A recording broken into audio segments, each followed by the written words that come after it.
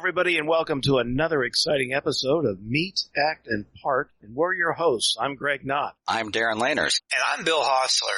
And tonight, we have got a very special treat for you all out there. And I think we can honestly say tonight we have what could honestly be called the dynamic duo of Masonic authors for the 21st century. We have Chris Hodapp and Alice von Kannon, who between them have probably written more Masonic books in our lifetime than pretty much anyone else has done. And Alice has got a brand new book out on her own right now, and we'd like to have her talk about it. Chris, Alice, it's wonderful to have you here tonight. Alice, tell us about your new book. It's called Heart's Blood. It was supposed to come out April the 21st. Now, with Amazon, everything's kind of up in the air. We get a new letter from them every day saying what's changed, but it should be out on the 21st. And it's about Salem, Massachusetts, in the age of sail, and a man who comes home after being 5 years a slave in Algiers. I read a review of the book online, and the lady who read it said she had actually messed up her law practice because she spent 2 days reading the book and couldn't actually do anything other than sit and read the book and drink tea. Yeah, she was sweet. She was in Denmark, which blew me away. I thought that was interesting because she knew a great deal about the age of sail, so the subject interested her. Now, are these the characters, Isaac and his wife, are they based on actual people, or are they just cloth made out of the composite of other people? They're composites, both of them, but Isaac especially was based on, there are many books out there, but the principal one is called the Barbary Captivity Narratives. It's men who lived through this, men who were slaves, came home and wrote their memoirs, and so, of course, it was kind of a composite of everything that happened. It's kind of an interesting time because there's really, American history doesn't teach a lot about that time. I mean, we hear about the shores of Tripoli, and that's basically all we hear about, maybe about their leathernecks, and that's how they got their name. But, it's really interesting. Now, is this going to be a series, or is this a one-off? Well, this is pretty much a one-off. I've already written a sequel, and it's anybody's guess. The sequel takes place in Napoleonic Paris. But essentially, no, it's a one-off. It's a good sprawling historical epic. Thank you. But it definitely sounds interesting. I spent the afternoon trying to download an excerpt of it from this website I found it on. And for some reason, Kindle and this website just wouldn't make nice, and I just never could get it done. I thought, well, I guess I'll just have to order the paperback from Amazon when they decide to bring out. But thank you. I kept the price low just for you. You did, too. Bless your heart, because, us Masons, we're cheap. What's interesting about the story and the period that she wrote about is that, like you say, not that many people know about it, not that many people teach about it, no, they don't. And it's an unusual period. It's nestled in that range after the Revolution, but before the War of 1812. You think of Salem, Massachusetts, and everybody goes, "Oh, the witch trials." Witches. Well, Salem had a fascinating history all its own. That's far beyond its little Puritan roots. It was still a village. It was very small, population less than 10,000, but it was the richest city in America. America's first millionaire was in Salem, and all these guys became very wealthy, and their children and their grandchildren became the powerhouse of the Eastern Seaboard. These were the great progressives, the great fighting liberals of New England, and that was what became of their families. Even though most of them, Salem slowly died in the 1820s and 30s. They had no great river moving inland to carry people west. And so most of them ended up going to Boston, and Salem faded from prominence, but that's where the seed came from. Most of the great Eastern Seaboard families were out of Salem rather than Boston. Yes, I've always heard about the witch trials, and I didn't realize what a cosmopolitan city that became in the next century after that. Yes. And what was interesting to me was how aware they were of that. I wasn't certain if people in the very early 1800s, this is the period that would be the Regency period in London, I wasn't sure if these people were very aware of the witch history, and they were. They always had a sore spot about it. They were very aware of it. I think it liberalized them. I think that's one of the reasons it was such a liberal place. They were very concerned about that. Religion was a little bit different in Salem than in most places, and Salem was where Unitarianism was born, because the Puritan church slowly began to fade and the Unitarians took over. Again, it was a very liberal brand of Christianity. And I think that's a lot of the reason. They were very concerned about religion ever becoming a force for evil. Again, they wanted it to be only good. They were remarkable people. Alice, what caught your interest in this time period? I mean, had you studied it or just randomly ran across it and decided to delve in more? Yeah, I was a fanatic about the Age of Sail. One of the first books I wrote to get any attention got me an agent, one of 3 agents that I've had over the years. And it was about the War of 1812. I had expected to do about 6 weeks of research on the Age of Sail. That's how stupid I was. And it became an obsession. It was such a remarkable period. These men were such remarkable men. I mean, it was wooden ships, but the men were iron. And the things that they accomplished, the things they were able to endure are remarkable, which is another thing most people don't know about Salem. In that, in their free trade, they were free traders. They didn't want colonies. They didn't want diplomatic ties. They just wanted the freedom to trade. And in that freedom and that brazen courage to get out there in rather small ships compared to Britain, they planted America's flag for the first time in China, in Philippines, in Russia, in Saudi Arabia, everywhere. They had remarkable courage. What's interesting, if you go to Salem today, the Peabody Essex Museum that's there is truly a unique place in all the United States because it was started by these men coming back from around the world and bringing the things that they found back home that the Western world had never seen before. And they poured so much of it into the Peabody Essex Museum. And what's interesting today is you go there and they have an enormous Oriental collection there because of the things that they brought back from China and Japan and the Philippines and the Pacific Islands. This was the Age of Enlightenment. This was going to be, this is around 1803, I think, when it got started. This was going to be enlightenment for all men, knowledge for all men, free and open to everyone. And so, again, it was the beginning of that progressivist ideal of enlightenment for all people. So I think in my mind, I could make an argument that they were both, in a sense, diplomats early, maybe not officially, but in our history, entrepreneurs. They were opening up our country. They were motivating, expanding trade here because I'm sure that caused economic development and beyond just the agrarian things that were, so dominant in America at that time. And really, as you say, planting our flag. And so this was only 25 years after the American Revolution. So we're still brand new and making our case across the world that we're a legitimate democracy and we're here to trade with you and learn from you and bring some of your culture back to America. So it was, I think you're right. The Yankees were very liked. Yankee seamen who would trade anything. I mean, they would deal in anything, but they were very well liked because they were seen as free and open and they didn't have anything up their sleeve. They didn't want to take anybody's land or anything. They just wanted a hard bargain. And so they were very well liked. And what's interesting too is that in those early years, there were 2 political parties that really weren't particularly American in many ways. The Federalists looked to Britain as a model, and the Democratic Republicans looked to France. And so for a lot of people in towns like Salem, the politics of London and Paris were what people battled over rather than exactly our own politics. But that was why Jefferson eventually, and this is a little bit down the road, put together an embargo because it was dangerous. As these men went out to sea, British ships would just stop them, bully them. They wanted to see if there was any quote unquote contraband aboard, which was anything going to France. And the French had some shenanigans of their own. So once again, they in attempting to be free trade and sailors' rights. That was the battle cry of 1812. In attempting to be free, they had to face a lot of very powerful governments, and we were very small, but we won.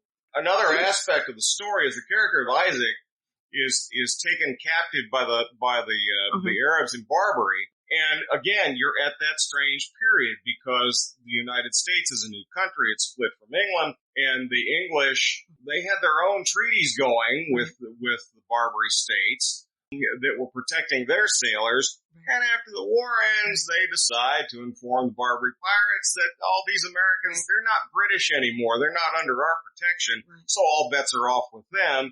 And suddenly the American ships start getting captured and held hostage. And the character of Isaac is among one of those crews that gets captured and kept for 5 years. Yeah, and that's the thing. Americans had to have something called a Mediterranean pass in order to trade there. And after the revolution, when we were a free country and no longer British, there were forgeries floating around, but essentially we no longer had the pass. And when the Dey of Algiers found out that we were in his waters and we no longer had the protection of the British, and he got lots of money in tribute every year from the British, and he feared and respected the British. But when he found out we were no longer under their protection, they roared out and they started taking American ships. It was a difficult situation that neither Jefferson nor Adams nor much of anybody else knew how to cope with. That's why our first wars in that 15-year period were all with Barbary until finally in 1815, Decatur closed it out and we defeated them, the first nation to do so. We were not going to pay tribute. We were going to have free passage in the Mediterranean. That's what the war was about. And so it helped establish our legitimacy. Very much so. Very, very much so. Because we did what the Europeans wouldn't do. Couldn't do. Exactly. Right. And we created a lot of heroes at the same time. As you describe that, I'm thinking of current day events, not necessarily the COVID stuff, but it's funny that they absolutely have set the stage for how we react to foreign entities today. Very much so. Yeah. Very much. We'll challenge you, but we don't want your land, but we just want free and open trade. I think it was a Masonic ideal with these guys. All of these early American military officers, naval officers, and even merchant captains, they were all Freemasons. And they took that Freemasonry to see them. Every time I would read about another great figure of the early American Navy, which was a powerhouse. It was changing the world. It was changing the way other countries dealt with their seamen because they saw it working in our Navy and started doing it in theirs. And all of these guys were Freemasons. I can't find one. Maybe John Rogers, who defended Baltimore in the War of 1812, is the only one who was not provably a Mason, but his father and his brother were. I suspect his papers have only been lost. So it was a remarkable enlightenment at sea that these guys, all of these, both merchant and naval captains, embodied at sea. Ellis doesn't really use it in the course of the story, but it's fascinating. She really wanted to. It's fascinating to read the histories of both Essex Lodge in Salem and Marblehead Lodge, which is a philosophic lodge in Marblehead, both of which are still alive and kicking today. Both of them have fascinating histories and incredible people who were involved in those lodges in those early years. Yeah. That's really something because, us Midwesterners here in Illinois and Indiana, Darren and I are in a lodge that began in the 1850s. And here we're talking a lodge that was probably 100 years before that. Yeah. And was having all that early influence in the colonies and later the states. And really, as we've said, shaped the very foundation with which we live today. Yeah. Absolutely. And especially in northern Indiana, many of the people who came to settle northern Indiana, southern Indiana had a lot of British prairie stuff going on. It was rougher country. But in northern Indiana, you had a lot of New Englanders who crossed the Cumberland Gap and came and settled northern Indiana. So that New England influence was carried here and on into Illinois as well. So you have both done numerous projects together that I find very interesting, that your careers, of course, I know more about Chris because I've been in our circles more, but as I've read your bios and things, that it look like to me they tend to complement one another. Could you describe how do you work together? What projects in the past have you done together? And early on, the very first project that came across the transom was Freemasons for Dummies. And just because of the very nature of the book and the way the dummies people work, a lot of people don't realize it, but the day you sign the contract, the clock starts and you have precisely 3 months to finish the book. And you don't get to say, okay, fine, I'll call you in 3 months and deliver it. No, you have to deliver it in thirds every 6 weeks. So consequently, that first book was written in total hysteria. And so. But it was written all by Chris. I mean, he sat down and just pounded it out. He had never done a book before, not a book length. I was just staggered as he started handing me off the chapters, how good it was. But I really relied on her. I said, here's what I need. I need your help in the general history aspect. When I talk about the history of the fraternity, I want to know the historical background, what was going on in England at the time, some of the philosophical movements that were leading up to it, because I was just overwhelmed at that point. Clock was ticking. And as a matter of fact, we left that historical chapter. I think it was just about the last chapter we turned in. And so I really relied on her for that. And so I'm madly trying to put this together, and she's walking in, handing me chapter pages and saying, here, take a look at this. And I'm handing her back pages saying, here, read this. How did I phrase this? And so it's complementary researcher, editor, trade-off writing. And so that was the first book. The second and third Dummies book. And there was supposed to be a fourth, too. Yeah. The third was supposed to be 2 books, and they slammed it into one. The Templar Code for Dummies, with that ridiculous title, was supposed to start out as the Da Vinci Code for Dummies. Right. And then the legal department got involved. And then we said, well, why don't we just make it more generic and make it talk about secret societies? And when they said, well, no, we really want to do Knights Templar too. We'll make it 2 books. And then all of a sudden it goes from 1 book to 2 books in the space of less than a year. They were working us to the point that we'll test a marriage. I mean, they were working us. We missed 2 Christmases in a row. At many points, you'd wake up and it's 4:00 and you're not sure if it's AM or PM. Yeah. You're working the clock around, sleeping 7 hours and starting again. And at the same time, Chris was promoting Freemasons for Dummies out on the road, and I'd take over the writing when he was gone. And we were running a small apartment complex. So at that point, it's like, he's going to have a stroke. This can't go on. It was a test. It was a trial of patience, endurance, and being able to say, okay, let's not yell anymore. Let's just forget it. Start all over again. Pick up, start all over again. But the plus side is that because we wind up becoming conversant in each other's research projects, and we help each other working on these research projects over the years and different projects, we're always handing off each other articles and finding books for each other and saying, hold it, have you thought about this? And so it's sort of a joint learning and joint writing and joint thinking process that goes on around here. So not only have you written these books together, but I was digging through your IMDb, and you've done a lot of work for television together. I know, Chris, your background is in film and television. One particular thing that caught my eye is that both of you worked on a little indie horror film called Backwoods back in the 80s. Please, dear God, don't say you've seen it. I've not. I was actually, since I am a fan of horror, and I think the 80s is pretty much the high watermark for horror films. So I was wondering, is it worth my time? Only from a movie I know about a geek. It's the life story. I didn't know what a geek was till I went to work on that film. Yeah. It's one of the finest 2 horror movies made about guys that bite the heads off of chickens. The other being, of course, with Tyrone Power. Oh, God. So we're Nightmare, right it's Nightmare Alley. So to be honest, with that kind of barometer, we're in pretty good, we're in the same batting cage with Tyrone Power, so that's okay. Well, that's another one where you're working around the clock, and I was just a gopher. You're standing in the mud at 4:00 in the morning, helping 3 other guys hold up an HMI light saying, tell me again how glamorous this is. I'm having such a good time. No, but we've been together with that since, think about it. We've been together since Chris was 17 and I was 18.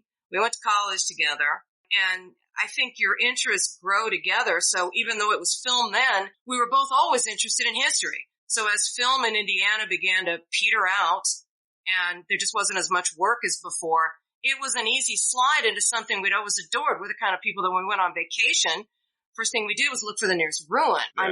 That was fun for us. Yeah, the first time we went on an international trip, we're in our 30s, and it's like, we just come into some money. For the first time in my life, I have 3 weeks of paid vacation. We'll never have money again. We'll never be able to travel ever again. Oh my God, what do we do with this once in a lifetime opportunity? Where do you want to go? And so she said, well, I always want to see Egypt. And I said, well, I always want to see England. So we took 3 weeks, did 10 days in Egypt and then 10 days in England. and saw more on those two aspects of that same trip than we have in subsequent years combined. And I still don't recommend it. Yeah, I don't recommend it, but we were always looking for ruins and historic. I mean, the first time we went to England, we made a deal that we were only going to stay in castles. Right. It's just what was fun for us. Hotel rooms. Yeah. And so just when you're together this long, I mean, face it, we're on our third bottle of Tabasco sauce. So your interests kind of grow together, even if they didn't start that way. I wasn't interested in going to film school. But when I went to college with him, I'd always loved movies. Who doesn't love movies? But I drifted into it because when you live together and you like each other and you end up sharing interests a lot of times even when you didn't really intend it. I became a Freemason not because of my family, but because of her father. True. When you're together this long, I know you grow together. That's what I always tell people who say, I'm going to get a divorce. What's the secret of a happy marriage? And there is no secret. It's endurance. You get through, endurance. You get through the times when you just can't stand the sight of each other. You just endure. There is no other secret because the light will come back again sooner or later. You just hang on. In our parents' generation, marriages of long standing were fairly ordinary, but they were also admired. I think they still are, maybe. I'm not sure what few are out there. But that's the only ticket, just hanging on. That's all that matters. I mean, there's a certain amount of comedy today when they talk about, the long-standing Hollywood marriage. 6 years. That lasts 6 years. 6 years. Are you kidding? Yeah. Chris, will you explain to the people? I don't know how many people actually know how you got into Freemasonry. I've always thought that was one of the neatest ways that somebody's actually discovered the craft. And in fact, I don't think you know this, but one of my stories I wrote was kind of loosely based on your experience. Will you explain to the people how you did become a Freemason? Sure. I've told this story 100 times. I put it in the Dummies book, and I tell it every opportunity I get. I tell it to Masons because you never know how you're going to do something that'll touch people in ways that you never expect. I didn't know anything about Freemasonry. The only touches I had with Freemasonry were seeing Murder by Decree in the 1980s and hearing the term here and there, but I didn't know what it was. And Alice's father had been a 50-plus year Freemason. He had joined here up in Indiana, out in Terre Haute, and then he decided he and his wife retired to Texas when they were in their 60s, and they lived out in Texas. After many years, most of their friends, he had hundreds of friends up here, but most of their friends, after they retired, were down in Texas. So Vera, his wife, passed away first, and then Bob died a little less than a year later. And so we decided to have the funeral down there because that was where the bulk of their friends were. So Alice and I go down, and we're in a hotel room late on a Sunday night, and the funeral is on Monday. And Alice, it's like 7 o'clock at night, and Alice says, Dad was a Mason. I think they do some kind of funeral service thing or something. I don't know. I don't know the first thing about it. So I picked up, in those days you still had phone books, and I picked up the Dallas phone book, which is about 4 inches thick, and I started flipping through it looking for Masonic lodges. And I literally called every Masonic lodge I could find in the phone book, and I finally found, God love lodge secretaries, I found a lodge secretary working late on a Sunday night. And I told him the situation, and he said, wow, this is awfully short notice. I don't know if there's anything I can do.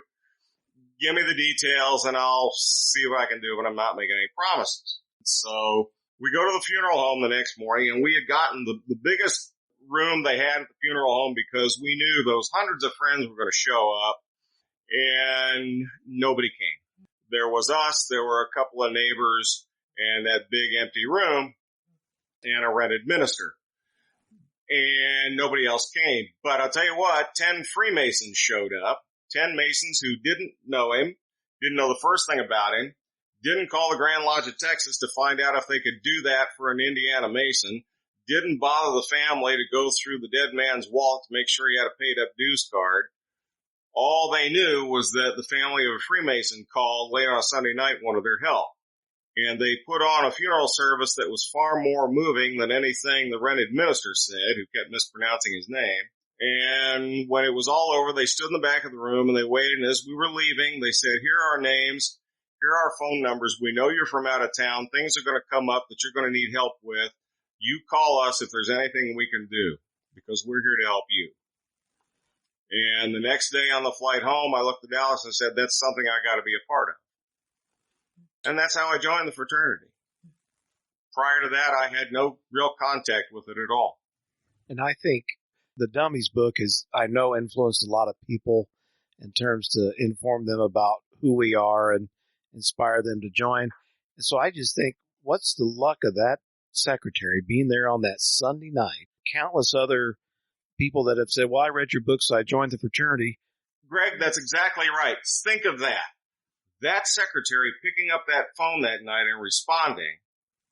The story of that secretary and Bob's funeral has been read by at least 160,000 people who have picked up that book.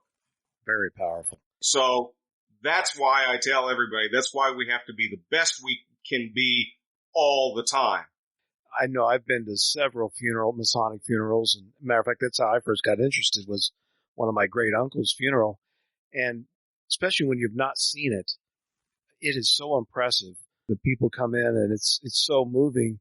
And even to this day, when I see the Illinois version of it done, the families they're just in awe. And there's not a better public engagement or a public outreach tool than we have than that last tribute to a brother. So thank you for telling that, because I've heard you tell it many times and I never get tired of hearing you tell it, because to me it's a very, very powerful story, really about both of you.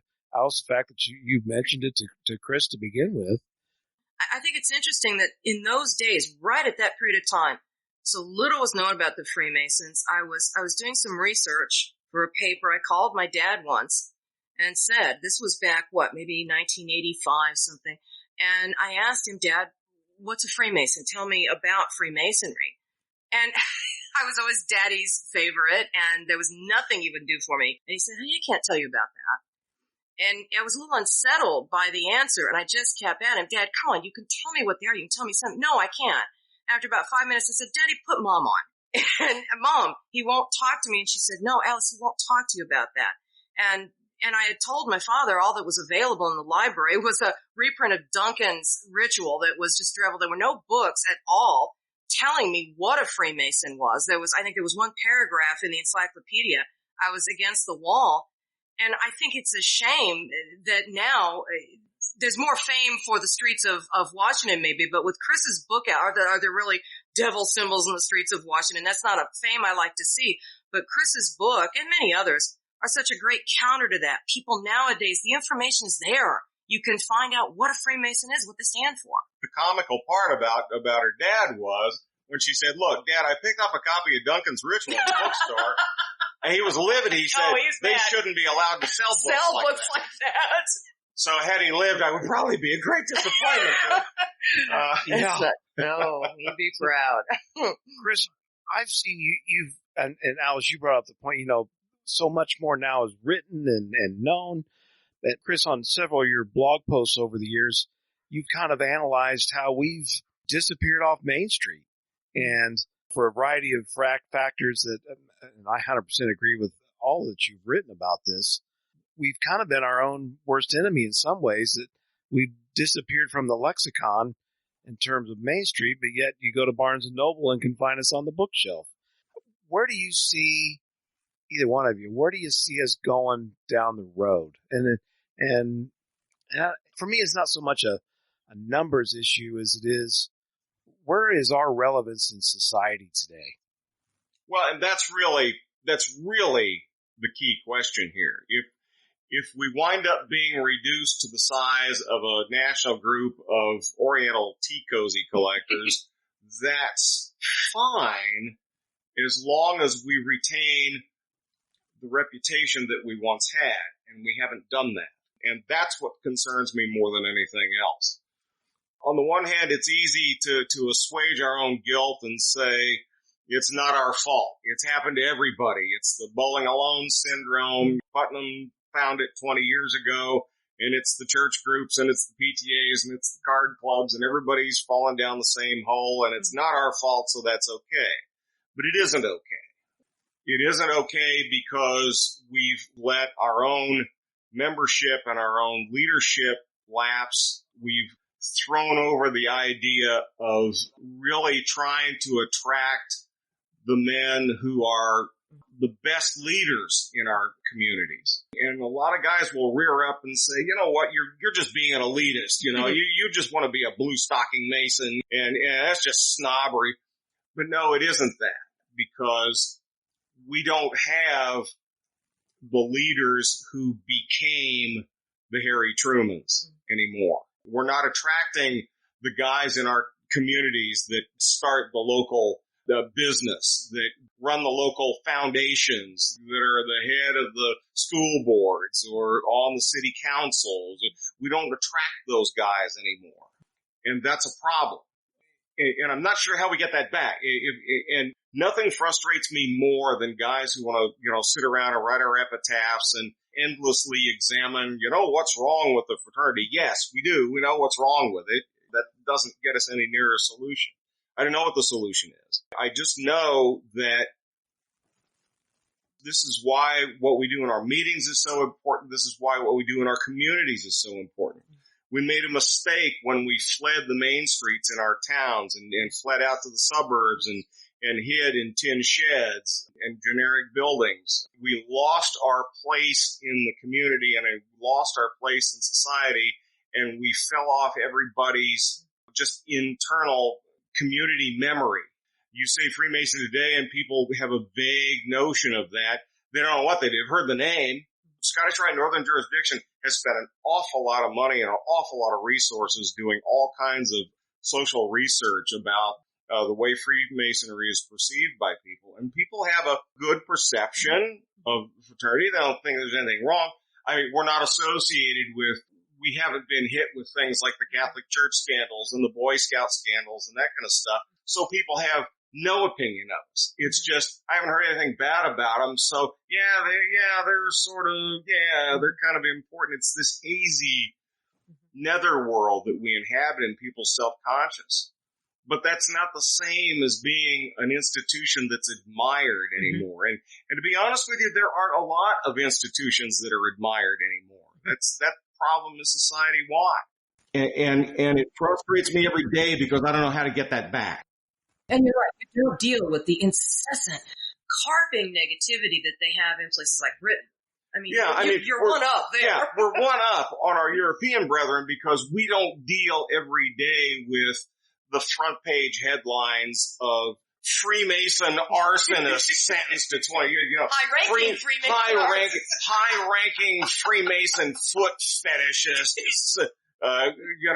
Sentenced to community service. This inbred hatred of Freemasonry, we don't deal with that in the United States. So in that respect, we're fortunate as hell. But I don't know how to recapture what we had in terms of public perception of us. And the public had that perception back when we were very small. In the 1820s, there's that famous quote out of the Farmer's Almanac that talks about all the admirable things that a Freemason is in the 1820s. Well, John Bizek's book captures that really well. The fact that they wanted Masonic influence on the frontier because they wanted to civilize the frontier. And I can't recommend John Bizek's book enough, Island Freemasonry. If you haven't read it, you really need to, because it's vital to understand the position that Freemasonry had in people's minds in the early 1800s out here on the edges of the frontier.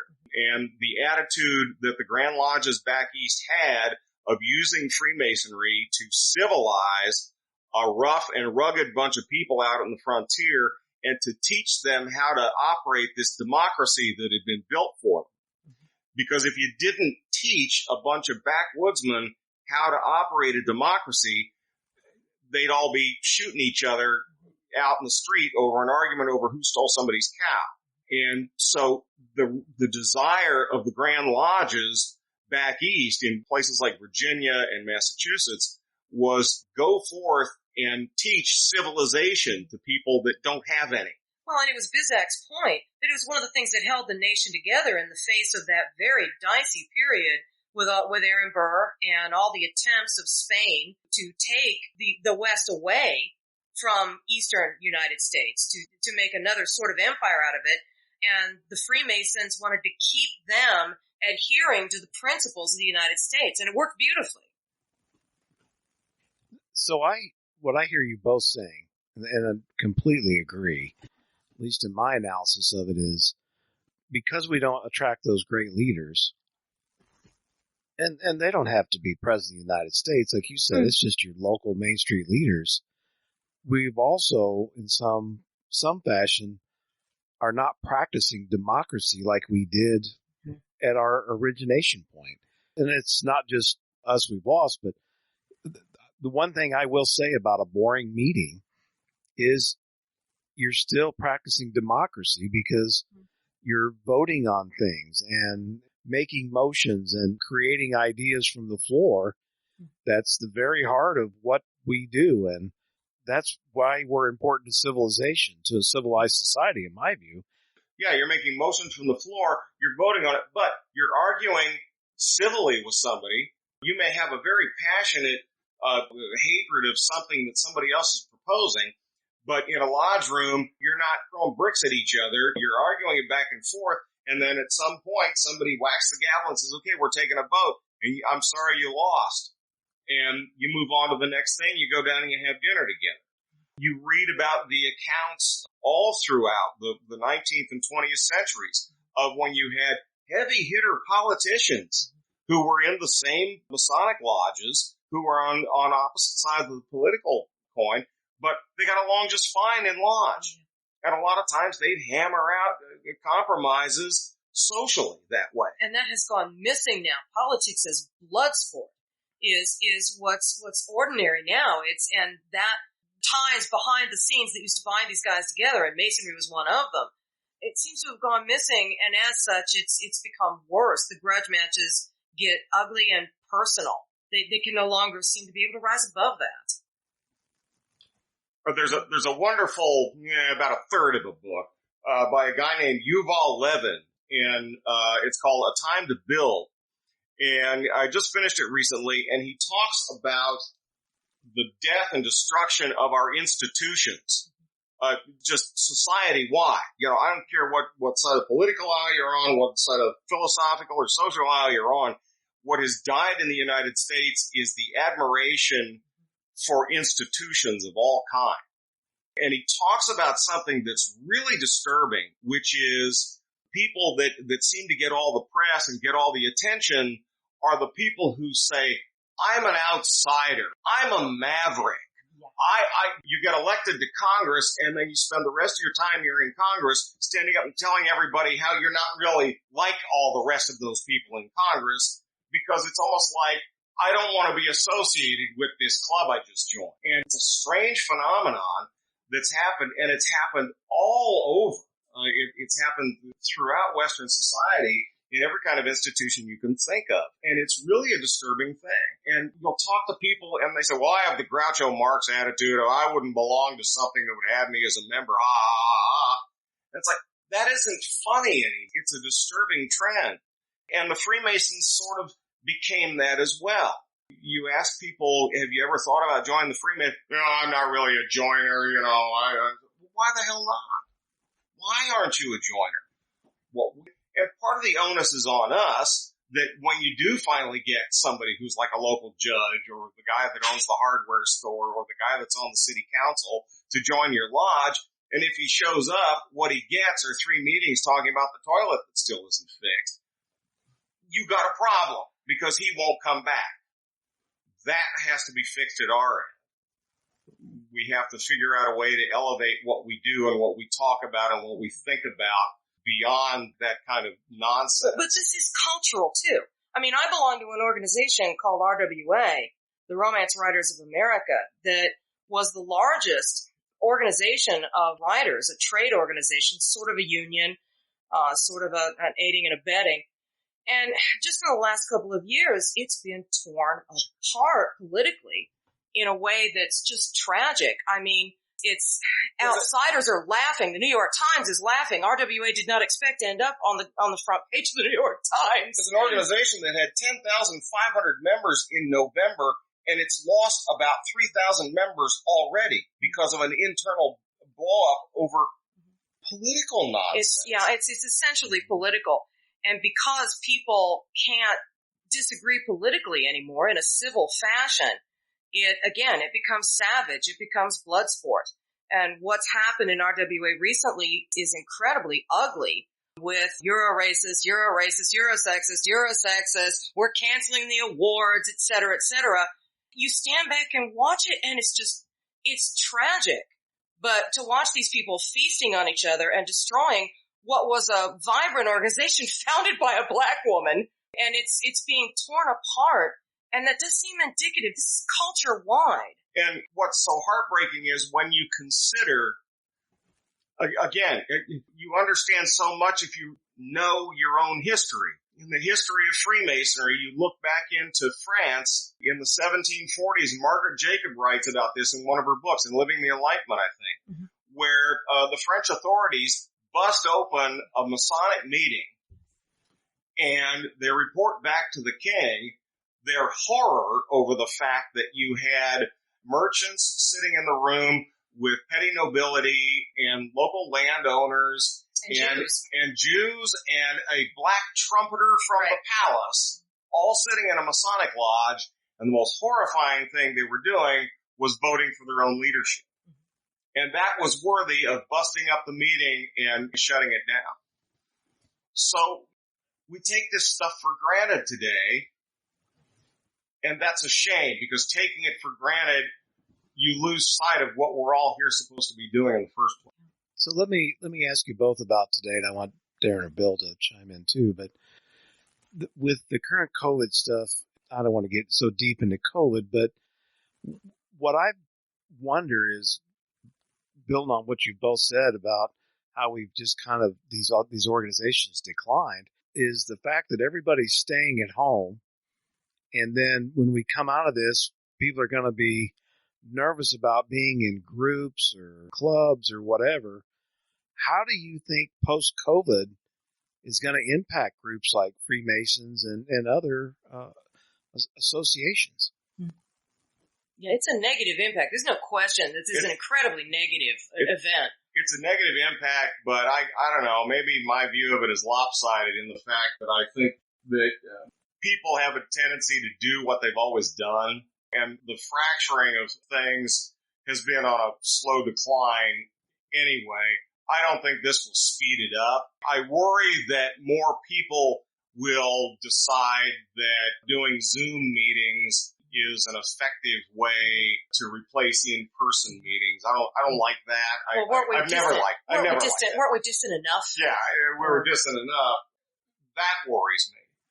But I don't think that's necessarily going to affect things like Masonic Lodge meetings. I think we're too busy living the moment right now to have any real objectivity about what's really going to happen.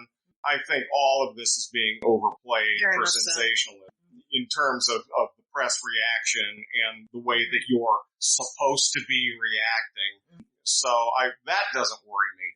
But it's the in-person stuff that people are going to get used to that worries me. Well, yeah, because it's like you talked about, the book about the effect iPhones are having on teenagers. I'm an historian. You can't frighten me until an essential human behavior begins to change. She was pointing out the fact, for example, that teenagers dating is very much on the decline. Teenagers dating rituals. The first time we went to the pyramids in the 80s, what did we see? We saw girls walking around the pyramids and boys in cars driving in the circle around them, and it was just part of that ritual that you see in every culture, you see everywhere you go. Boys want to meet girls, girls want to meet boys. And when that starts to decline, you do have to kind of look up and say, we are too much internal, we're too much in our homes, we're too much in ourselves. When something that essential begins to change, that's a heads up.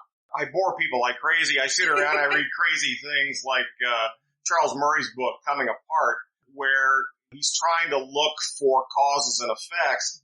And it's like searching for the first domino that started to tip the whole thing off. That's always an arbitrary starting point. You know, which thing do you pick? I have a tendency to pick the creation of the birth control pill, which led to this cascading effect of changes in families, changes in working situations, changes in family size. Family sizes have done nothing but decrease and decrease over the last 3 generations. So you have this situation that's never occurred in society before of more and more kids are single kids with a single parent and generally not a father. Now, how are you going to transmit Freemasonry to those kids? Because they have no tradition. Now you're in like second and third generation of single family households where you have no real male heritage to inherit from grandpa sitting there on the edge of the park bench telling his grandson about when he joined his Masonic lodge. You don't have that anymore.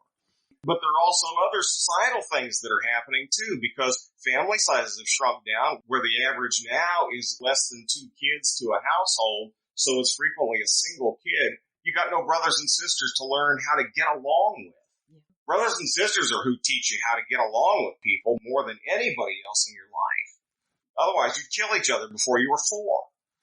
And that's being lost. And so all of these things add up over time, and all of it has contributed to the shrinkage of Freemasons. Or can say, we're not, again, I'm not conceited enough to believe we're the only ones affected by this, because we're not by any stretch of the imagination.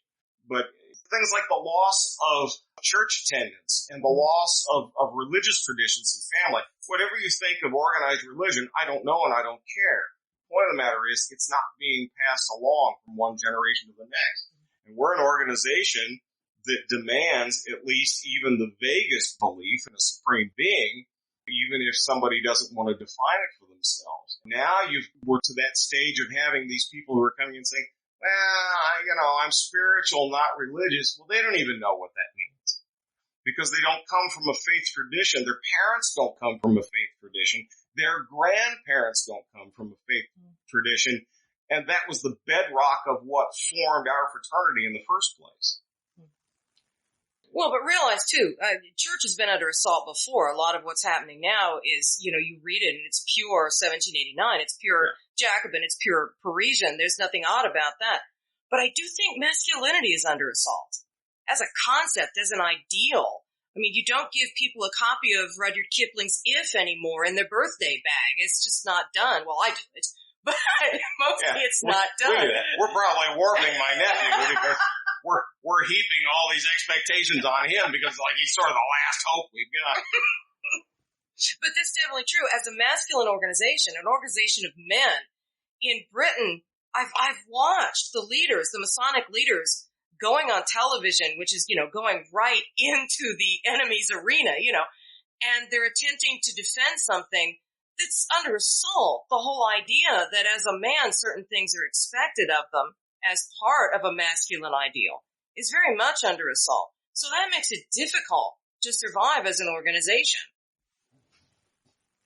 Well, the answer to that is we need to make sure we develop a pretty hard shell and stop apologizing for it. I mean, when I'm down at our Masonic Library and Museum and we get college students who come in and, they want to try and make a sidelong attack over the fact that we don't let women in, it's like I have no problem explaining why we don't and why men need their own places to be men without the influence of women being around.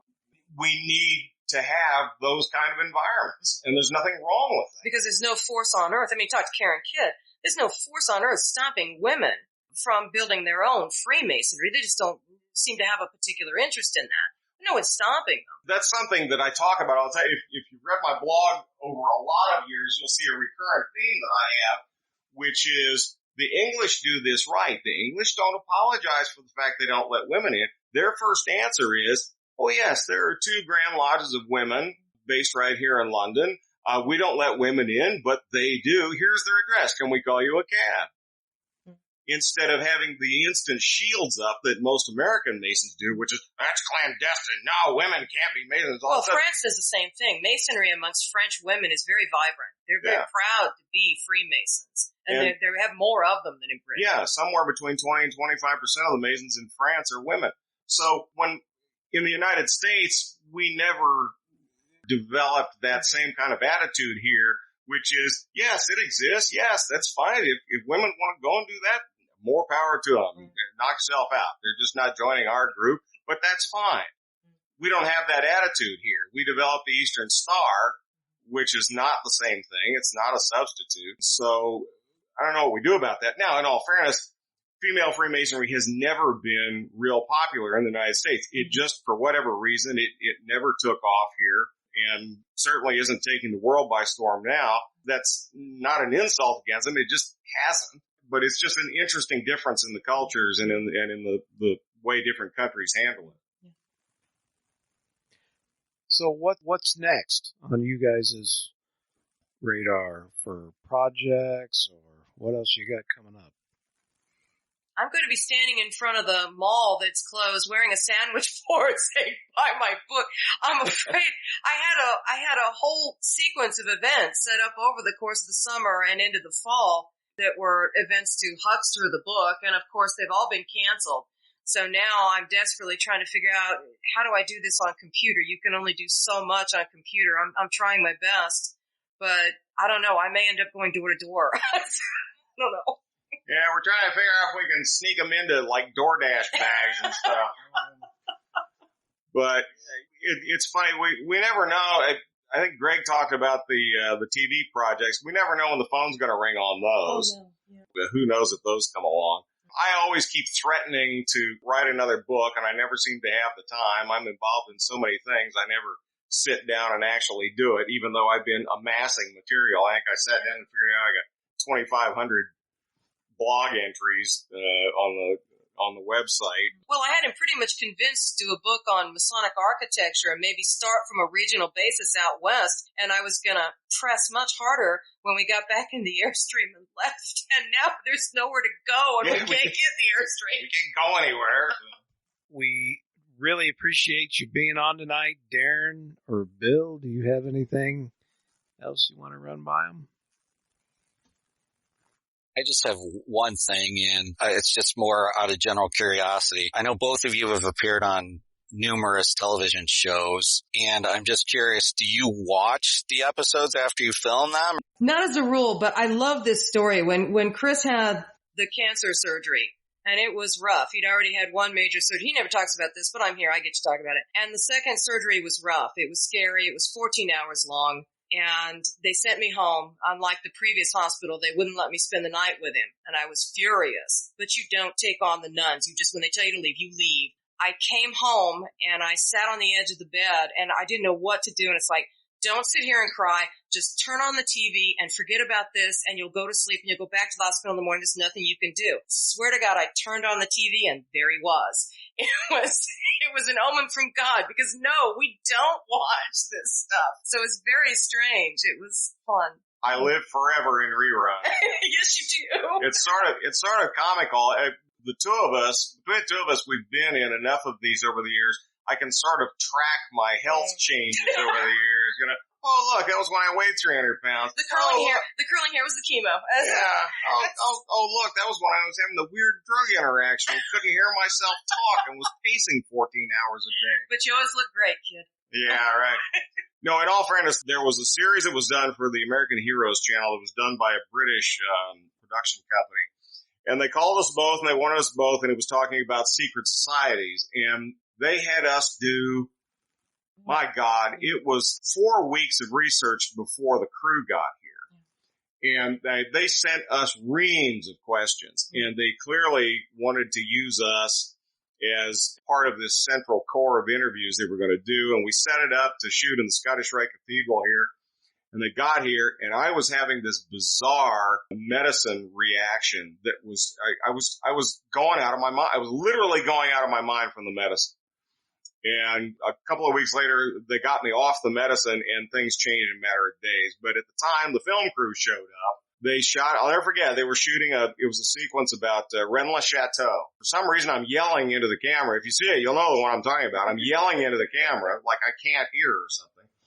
And then after they were done asking those questions, it was about 25 minutes, and I finally went, that's it, I can't stand it. And I got up and started madly pacing the room, and they suddenly looked helpless, like, you mean to tell me we flew all the way from England, we get 25 minutes with this lunatic, and that's it?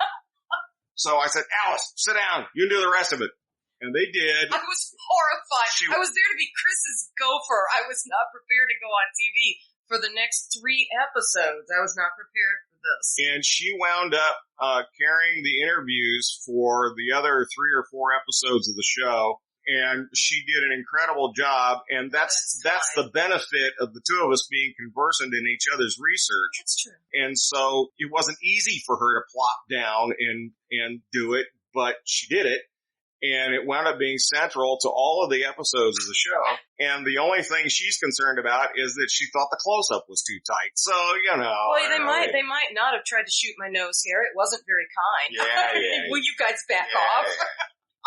So, but at any rate, you never know that's the other aspect that people don't necessarily understand about these. You never know what they're going to use. No. You never know how they're going to use it. They'll ask you 500 questions, and I've been in some of these where they literally take a sentence fragment out, and use like 4 words to because editing is everything. On occasion, they will take a sentence that was regarding something else and completely change what you're saying because they cut it that way. And that's maddening. It didn't happen a lot, but it's happened. It makes you angry. We really appreciate both of you being on here. It's been a lot of fun. It was great having you both at the same time because you guys are a team, and enjoyed all the stories and the insight that you've provided. Any kind of closing thoughts as we finish up here? No, I said hang in there through this. I'm not sure when society's going to open again, but hang in there. Now, the good news about looking at us is that people somehow marvel that we work together, and I tell that to people all the time. Look, if you've been with your significant other for a long period of time, there's no reason why you can't work together, for heaven's sake. We enjoy it. It's fun for us. It is fun to work together. Although we think we're both entertaining people, so we just entertain each other. And that's very true. So there you go. We just laugh randomly throughout the day. Don't we just? Yeah. You actually got all 3 of us. You didn't know it, but we also have Sophie the flying poodle here trying to climb on my head. So. Someday she won't be a poodle. She won't be a puppy anymore, but it's not coming anytime soon.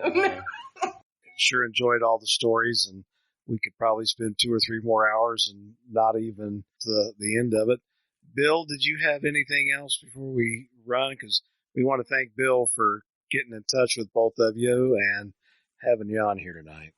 Appreciate it, and I definitely want to have you guys on again. And I want to talk, the old Knights of the North, Broad Ripple Chili cook-offs, and I'm really proud of both of you that you got through this whole thing without at least one quota from the producers or Great Blazing Saddles. So it's been a pleasure having you guys here, and I can't wait till we can all do it again. It's been a blast, and thank you so much for.